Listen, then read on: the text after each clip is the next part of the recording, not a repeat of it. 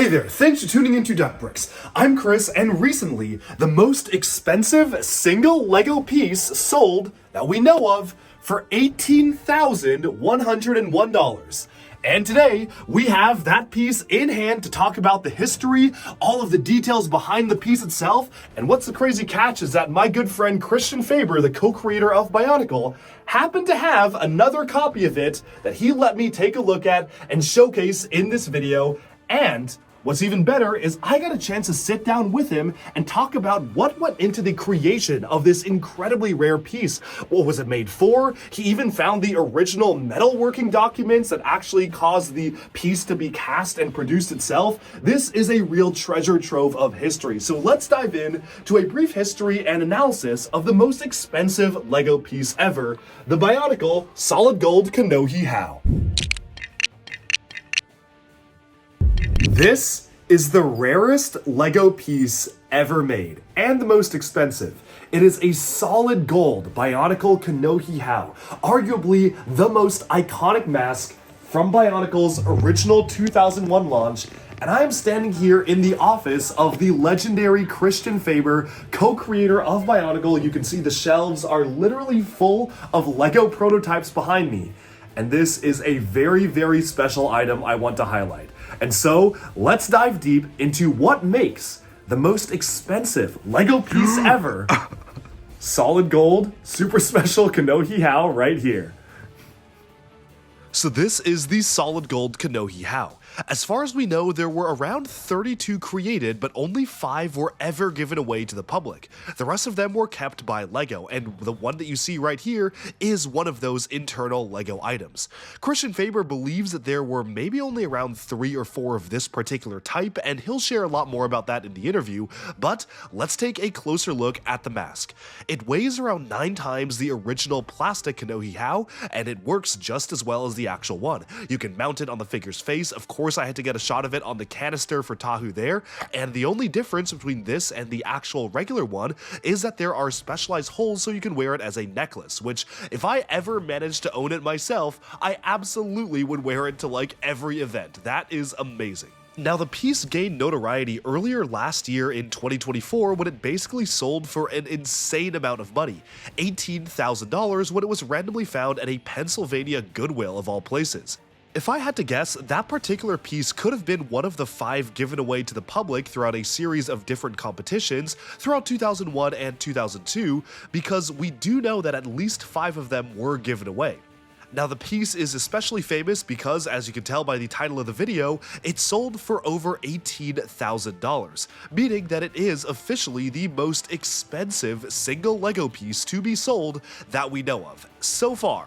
The crazy thing is, just a few years ago, we have sales data of this mask selling for just a few $1,000s, $3,000 to $4,000, which is kind of crazy just seeing how much it went up in value, because for something like this, the value is really what someone is willing to pay for it. And while there are over 30 in existence, only 5 were ever in the public, and the chances of one new one popping up nowadays are so rare that someone just decided to pull the trigger and spend $18,000 to add this single Lego piece to their collection.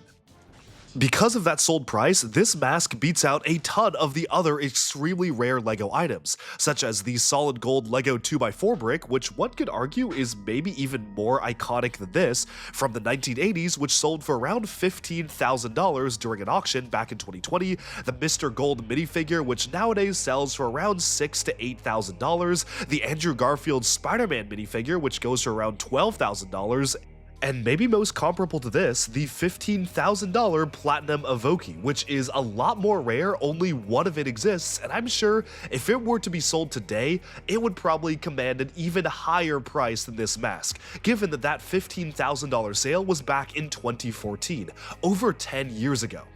This is truly a fascinating piece of history, and I have to extend a big thank you to Bionicle co-creator Christian Faber for letting me photograph it in his office and even learn a little more about the process behind its creation. The mask you see here was basically used as a standard keychain for years, so it's really beat up, but honestly, I feel like that adds a lot more to the story behind it. It feels weathered, it feels unique, it feels like something that is an ancient artifact, and I think it's kind of cool that this particular mask was basically just enjoyed as a keychain for years until Christian Faber reached out to the person who owned it and asked if he could borrow it so I could film this video. But speaking of Christian, let's go on over to the interview floor and understand a bit more about this mask, where it comes from, how it was made, how many of this type were made, and the history behind the creation of this piece. So we have here officially the most expensive LEGO piece ever sold that we know of.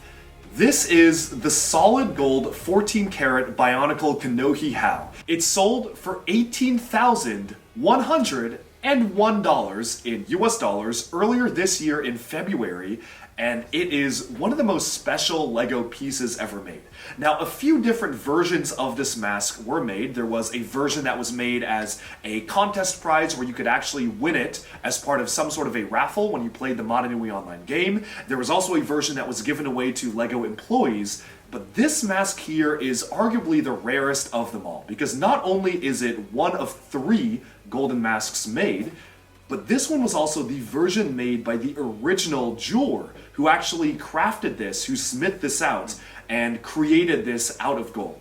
Now, sitting with me here is the legend Christian Faber, co-creator of LEGO Bionicle, and this mask is, thankfully, thank you so much for letting me showcase this mask on camera. Yeah. But this mask doesn't even belong to you. It actually belongs to the person who created it. Yeah. Can you tell us a little bit behind what is the story behind this mask? What's its deal, and why is it so rare?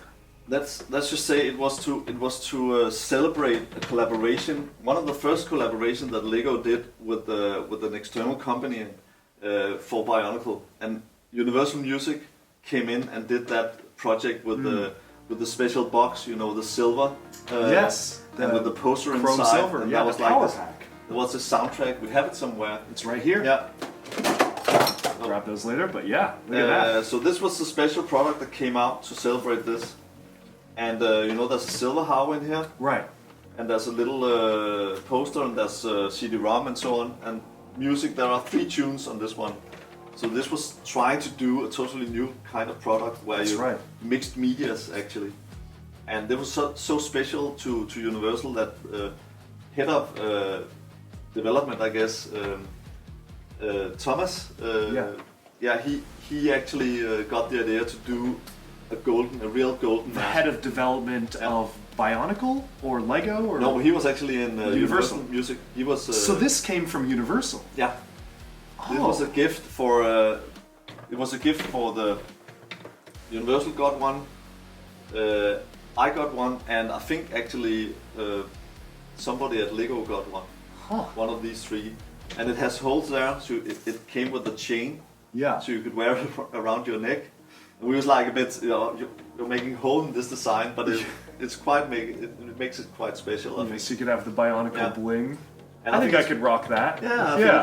Yeah. It's pretty special in that way. And the cool thing is fits like the real plastic one. It's heavy. Yeah. It is, yeah.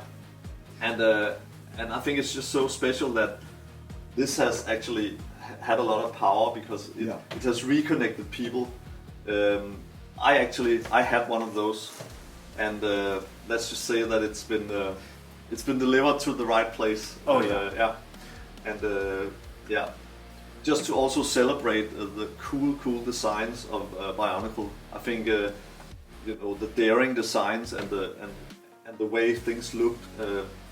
There are some designers there that really needs to be honored. And as I say, with all Bionicle, I was doing visuals and so on, but I had great materials to work with, and the designers in Billo did an amazing job to move all the different boundaries and absolutely do new product and do new packaging. And so what is the story behind this mask in particular, this particular piece? You told me that this came from the person who made the masks. Yeah. Can you tell us a little bit more about what is this piece? What's the story behind this particular one? I'm lending this, so this is in my care actually. Yeah.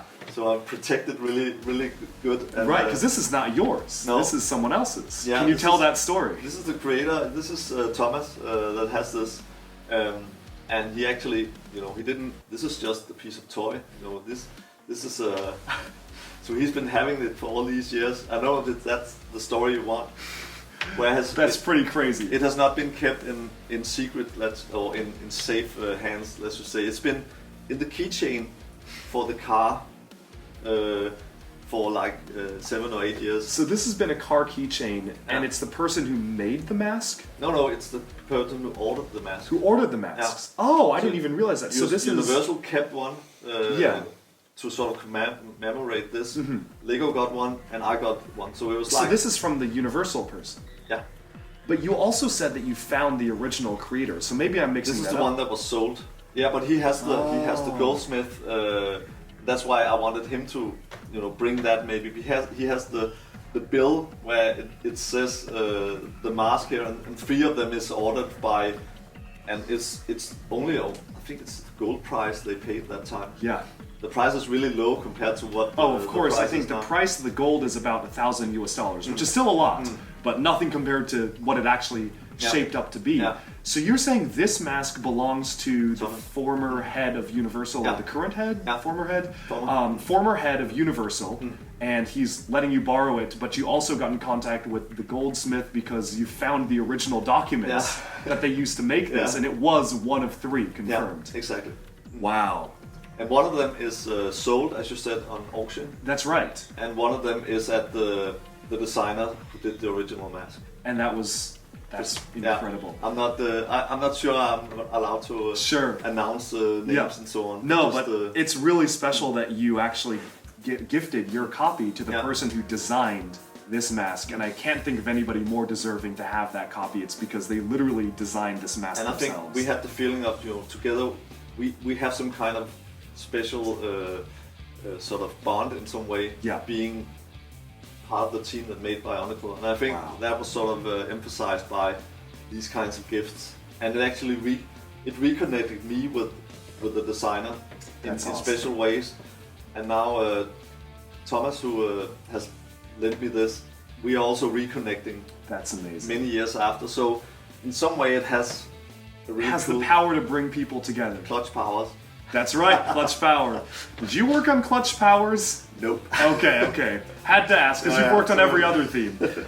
But, well, thank you so much for coming here and talking about this. We're going to go back to our in-depth coverage of detailed shots of this mask, but I really appreciate you coming on, telling us a bit of the backstory Yeah. behind this, and thanks for your time, man. Thank you so much. It All was right. a pleasure. Yeah. Thank you. See you later. See you. Back to the mask. Once again, big thank you to Christian Faber for sitting down and talking to me a little bit about the design process behind this and how it was made and manufactured, and it was really cool being able to go into his office and see all sorts of different prototypes. There will be a separate full-on interview with Christian Faber coming out very, very soon where I go in-depth into all the different LEGO themes he worked on, from Aquazone to Minecraft to Star Wars to Technic, so stay tuned for that. But now getting back to this incredibly expensive and rare LEGO element, it's super cool to be able to actually see this in person. It's a pretty legendary item, both in the Bionicle but even the wider LEGO community as well, and just having it in hand for even just one day was so cool. I definitely have my eye on it, and if another one pops up for auction, y'all know I absolutely will be interested, so stay tuned and maybe one of these days you'll be seeing a video of me managing to obtain this. I think it is attainable, I just need to wait for another one to pop up that's a little less expensive than the current one on Bricklink, which is nearly double of what this one actually sold for. Trying to track down the history of how these were given away is pretty interesting. There was a little bit of a component embedded into the Motunui online game which allowed you to enter a contest for some rare prizes, one of which could have been a 14-karat mask like this. We also do know that during a New York City Times Square event in 2001, at least one of these masks was given away to a lucky kid, and we also do know that a lot of LEGO employees happened to get one, especially if they were working on the LEGO team. As Christian said, he himself was given one until he decided to give it away to the designer of the actual Kanohi How itself instead. The mask itself is really great to get because it is, of course, a symbol and an icon of Bionicle in general, but it also is something that has story relevance. The gold How represents the combined powers of the 6 Kanohi masks, each of the Toamata gathered during their first quest for the masks on Mata Nui. It's also the mask worn by their Kaita model as well in gold, so there's a lot of history and lore behind this, and once again, I'm just really happy I got a chance to showcase it on video. That's about it for this one. Thank you so much for watching, and let me know in the comments, do you actually own one of these? I mean, you might be one of the very lucky owners, but if not, how much money would you pay for something like this? And actually, literally as we speak, I am in talks to purchase a copy of this mask, so wish me luck, everybody. I don't know if it's gonna work out, but there's a couple people I know of who have one that might be willing to sell it, so we'll see if maybe by the time this video is published, I might actually own it. Fingers crossed. But before we wrap up here, I want to make a pretty exciting announcement, and I'll be doing a separate video on this, but treat this as a bit of a sneak preview if you got this far in the video and are watching it to the end. If you enjoyed hearing from Christian Faber, the legendary co-creator of all sorts of LEGO themes, from Star Wars to Minecraft, to Aquazone, to Space, to Castle, to Pirates, and of course Bionicle, well, do I have the treat for you. You see, mark your calendars for Saturday, February 15th, because we will be doing a special live event with Christian Faber for you to be able to ask him anything about his tenure at LEGO. Any of the themes he worked on, ask him any Bionicle questions, what it's like developing themes for LEGO. He is going to be live on the channel at a special LEGO Bionicle event that also will be an in-person event that I am hosting at Bricks and Wheels in Washington. More to come on this event, but stay tuned. I am so excited for this, and mark your calendars right now for an AMA with Christian Faber on the 15th. That's all for this video. Thank you so much for tuning in, and be sure to like and subscribe for even more LEGO news, reviews, discussion, and analyses coming your way very soon. Thanks, and bye for now.